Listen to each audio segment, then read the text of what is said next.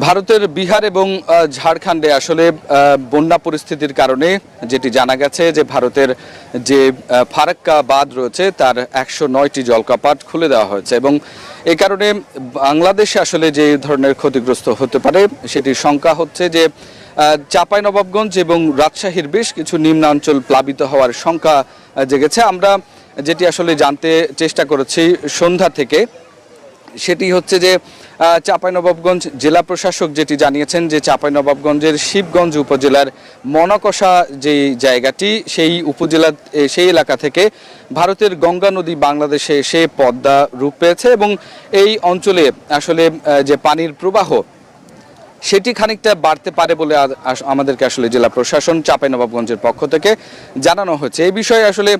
আজকে জরুরিভাবেই চাঁপাইনবাবগঞ্জ জেলা প্রশাসন তাদের যে দুর্যোগ কমিটি রয়েছে তাদেরকে নিয়ে একটি বৈঠক করেছেন এবং সেখানে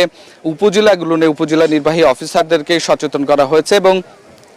তাদেরকে যে চর অঞ্চল সেগুলো নিয়ে আসলে সাধারণ মানুষকে সচেতন করতে আসলে বলা হয়েছে। তবে এখন পর্যন্ত চাঁপাইনবাবগঞ্জ পানি উন্নয়ন বোর্ড বা রাজশাহী পানি উন্নয়ন বোর্ড কোনো ধরনের পানি বৃদ্ধির খবর কিন্তু খুব একটা বেশি আমাদেরকে দেয়নি। তারা যেটি বলছেন যে এই পরিস্থিতিতে আসলে যেহেতু ফারাক্কা বাঁধ অন্যান্য সময় আসলে বন্ধ থাকে, যখন বাংলাদেশের পানির প্রয়োজন হয় ঠিক তখন আসলে বাংলাদেশের মানুষ পানি পায় না, কিন্তু এই বর্ষার সময় ঠিক জুন জুলাই আগস্ট এই সময়টিতে আসলে পানি বৃদ্ধি পেতে থাকে। তবে অন্যান্য বছরের তুলনায় এবারে উজানে বৃষ্টিপাতের সংখ্যা বেশি হওয়ার কারণে ঠিক গঙ্গাতে যেমন পানি বেড়েছে সেই পানিটি আসলে এই ফারাক্কা হয়ে বাংলাদেশে প্রবেশ করবে এবং সেটি যেহেতু 109টি জলপ্রপাত খুলে দেওয়া হয়েছে যার কারণে চাঁপাইনবাবগঞ্জ সবচেয়ে বেশি হুমকির মুখে পড়তে পারে। চাঁপাইনবাবগঞ্জ জেলা প্রশাসক আমাদেরকে আসলে যেটি জানিয়েছে যে শুরুতে আসলে তারা যেটি বলছেন যে একটু বরেন্দ্র এলাকা চাঁপাইনবাবগঞ্জ উঁচু জেলা, সেক্ষেত্রে আসলে প্লাবিত হওয়ার সংখ্যা খুব একটা বেশি না হলেও এর যে নদী বেষ্টিত যে নিম্নাঞ্চলগুলো রয়েছে বিশেষ করে কয়েকটি চর যে রয়েছে আষাঢ়িয়া দহ থেকে শুরু করে পাকা চর, এই সমস্ত চরগুলো আসলে প্লাবিত হতে পারে এবং সেখানে বহু মানুষ কিন্তু আসলে বসবাস করে, সেখানে গবাদি পশু সহ বিভিন্ন খামারও রয়েছে, সেগুলোও আসলে প্লাবিত হয়ে যেতে পারে। যার কারণে এখন পর্যন্ত চাঁপাইনবাবগঞ্জ জেলা প্রশাসক আমাদেরকে যেটি জানিয়েছেন তারা যে দুর্যোগ কমিটির মিটিংটি করেছেন সেখানে তাদের যাবতীয় প্রস্তুতি তারা সেরেছেন, বিশেষ করে জরুরি ওষুধ সরবরাহ করা হয়েছে এবং একই সাথে সাধারণ মানুষকে কিন্তু সচেতন করা হয়েছে। এরপরেই চাঁপাইনবাবগঞ্জের পরেই কিন্তু আসলে সর্বপ্রথম রাজশাহীতে আসলে এই নদীটি যে অঞ্চল দিয়ে ঢুকেছে সেটি হচ্ছে ঠিক গোদাগাড়ি পয়েন্ট। এই গোদাগাড়ি উপজেলা থেকে শুরু করে একে বেঁকে কিন্তু কখনো ভারতের মধ্যে আসলে এই পদ্মা ঢুকেছে, কখনো বা রাজশাহীতে প্রবেশ করেছে। তো সেক্ষেত্রে রাজশাহী পানি উন্নয়ন বোর্ড আসলে যেটি বলে যে এই অঞ্চলের বিপদসীমা সেটি হচ্ছে 18.05 মিটার এবং এখন পর্যন্ত পানি প্রবাহের যে হার সেটি আসলে যেটি পাওয়া গেছে আজকের সোমবার ঠিক সন্ধ্যা 6টা পর্যন্ত আসলে যে রেকর্ডটি করা হয়েছে সেটি হচ্ছে 16.21 মিটার পর্যন্ত আসলে পানি প্রবাহ রেকর্ড করা হয়েছে এবং এখন পর্যন্ত এই পানির প্রবাহ কিন্তু কতখানি বাড়বে সেটি কিন্তু পানি উন্নয়ন বোর্ড যেটি বলছে যে হারে আসলে পানি বৃদ্ধি পাচ্ছে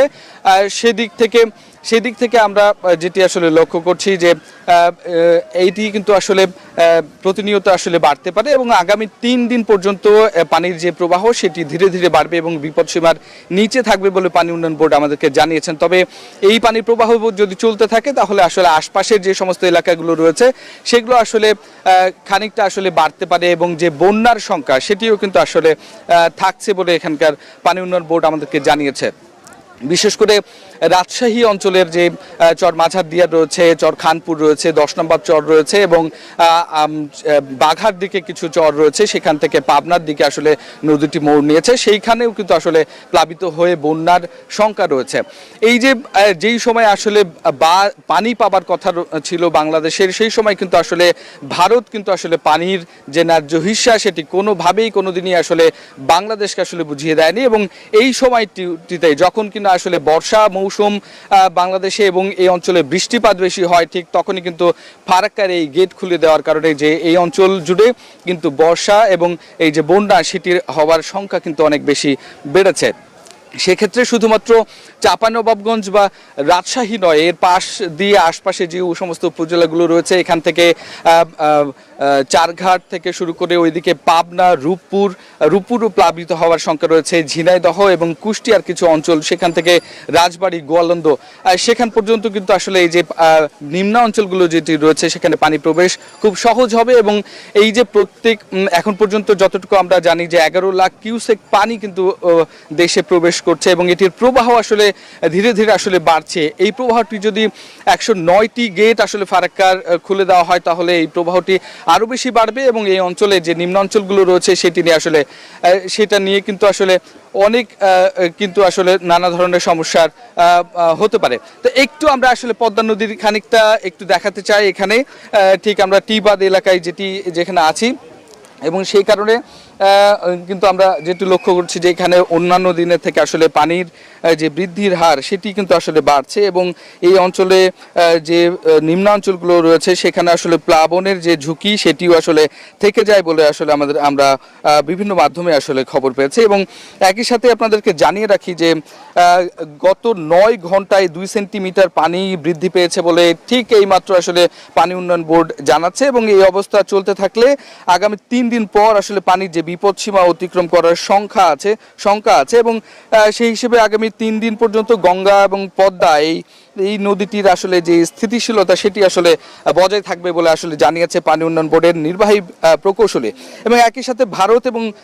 ভারতের বিহার এবং ঝাড়খণ্ডের যে বন্যা পরিস্থিতি সেটির কারণে ব্যারেজের যে 109টি গেট খুলে দেওয়া হয়েছে এবং সেই কারণে বাংলাদেশে যে 11 লাখ কিউসেক পানি প্রবেশ করেছে সেটি আসলে এই গেট খুলে দেওয়ার কারণে রাজশাহী, চাঁপাইনবাবগঞ্জ, পাবনা, সিরাজগঞ্জ, কুষ্টিয়া, রাজবাড়ী, মানিকগঞ্জ এবং আশপাশের জেলাগুলো আসলে প্লাবিত হওয়ার আশঙ্কা পানি উন্নয়ন বোর্ড করছে। এবং এর পাশাপাশি রাজশাহীর এই পাশ দিয়ে প্রবাহিত যে পদ্মা নদী তার যতগুলো আসলে শাখা নদী রয়েছে, বিশেষ করে নারদ এবং বড়াল, এই সমস্ত নদীগুলো আসলে প্লাবিত হবে এবং এই নদীগুলো প্লাবিত হলে সবচেয়ে বেশি আসলে সাধারণ মানুষ বা এই নদীর পার্শ্ববর্তী এলাকায় যে সমস্ত প্রান্তিক মানুষেরা থাকে তাদের আসলে সবচেয়ে ঘর বাড়ি নিয়ে ঝুঁকির মধ্যে তারা পড়বেন এবং একই সাথে তাদেরকে আসলে দ্রুত আসলে সেখান থেকে সরে যাওয়া বা এই সমস্ত কিন্তু আশঙ্কাগুলো আসলে থেকে যায়। সুতরাং সেক্ষেত্রে এই যে নদীর পানি বৃদ্ধির ফলে যে বন্যার সংখ্যা সেটি আসলে অনেক বেশি ভোগাতে পারে এই অঞ্চলের লাখ লাখ মানুষকে আসলে। এবং এখন পর্যন্ত আমরা যেটি আসলে দেখছি সেই ক্ষেত্রে যে বলাই যায় যে আসলে গেল কয়েক বছরের তুলনায় এখন পর্যন্ত কিন্তু পদ্মা নদী এবং গঙ্গা এবং এর আশপাশে যে সমস্ত নদীগুলো রয়েছে সেগুলো নিয়ে উজানের যে ঢল সেটি কিন্তু সময় সাপেক্ষে কিন্তু অনেক বেশি। এই সময়ে গেল বছরে আমরা আসলে পানির প্রবাহ যেমনটা আসলে লক্ষ্য করেছি পানি উন্নয়ন বোর্ডের হিসেবে প্রায় 15.0 মিটারের উপরে, এখন কিন্তু সেটি আসলে প্রবাহিত হচ্ছে প্রায় 16.21 থেকে 24 মিটারের মধ্যে, অর্থাৎ গেল বছরের থেকে কিন্তু এই বছরের এই সময়ে কিন্তু প্রবাহ অনেক বেশি। এবং এই প্রবাহ যদি অব্যাহত থাকে এবং উজানের ঢল যদি বৃদ্ধি পায় তাহলে খুব সহজেই কিন্তু আশপাশে শহর অঞ্চলের আশপাশেও যে সমস্ত নিচু জায়গাগুলো রয়েছে এবং আপনাদেরকে জানিয়ে রাখি যে রাজশাহীতে প্রায় নদী বেষ্টিত বা নদীর আশপাশে চর সহ শহরের দিকেও কিছু নিম্নাঞ্চলের মানুষ কিন্তু বসবাস করে, সেগুলো প্লাবিত হয়ে গেলেও কিন্তু যে বাঁধ রয়েছে শহর রক্ষা বাঁধ সেটিও আসলে ঝুঁকির মুখে পড়বে। যদিও এখন পর্যন্ত আমরা অন্যান্য বছরের মতো আসলে বৃষ্টির কারণে বিভিন্ন জায়গায় যে পানির কারণে যে বাঁধের ক্ষতি সেইটা খুব একটা বেশি রাজশাহীতে লক্ষ্য করিনি, তবে রাজশাহীতে প্রায় 18 কিলোমিটার জুড়ে যে বাঁধ সেই বাঁধটুকু আসলে খুব একটা বেশি সমস্যা না থাকলেও ঠিক 18 কিলোমিটার পরে রাজশাহী নগরের পশ্চিমাঞ্চলে সোনাইকান্দির পর থেকে কিন্তু কিছু জায়গা এখনো পর্যন্ত কাঁচা বাঁধ রয়েছে, সেটি নিয়ে শঙ্কা রয়েছে এবং সেখান থেকে গোদাগাড়ি পর্যন্ত আসলে যেই জায়গাটি রয়েছে সেখানেও কিন্তু আসলে এই যে প্লাবন এবং পানির যে চাপ সেটির কিন্তু আসলে শঙ্কা থাকবে। অন্যদিকে ঠিক পূর্ব দিকে ইউসুফপুর থেকে শুরু করে চারঘাট এবং তার থেকে একেবারে রূপপুর পারমাণবিক যে কেন্দ্রটি রয়েছে সেখান পর্যন্ত এর আশপাশ দিয়ে অনেক কাঁচা বাঁধ রয়েছে যেখানে আসলে প্লাবনের সংখ্যা থাকবে এবং সেখানে আসলে বন্যা পরিস্থিতির অবনতি হতে পারে এবং এই যে পানির ঢল সেটি যদি আসলে বেড়ে যায় তাহলে এই অঞ্চলের মানুষের সেখানে বসবাস করা যেমন আসলে খুব খারাপ একটা অবস্থা হবে, একই সাথে সেখানে থাকা গবাদি পশু বা বাড়িঘর সরিয়ে নেওয়া অনেক বেশি আসলে শঙ্কার মধ্যে তারা পড়তে পারেন। তো এই ক্ষেত্রে আমরা যেটি আসলে দেখেছি যে জেলা প্রশাসন রাজশাহী, জেলা প্রশাসন চাঁপাইনবাবগঞ্জ, পাবনাও খানিকটা প্রস্তুতি নিচ্ছে বলে আমরা যতটুকু জানতে পেরেছি, এবং তাদের ত্রাণ এবং দুর্যোগ যেই কমিটিগুলো থাকে সেটার বৈঠক করার জন্য তারা আসলে প্রস্তুতি নিচ্ছেন। এবং কয়েকদিন থেকে আসলে আমরা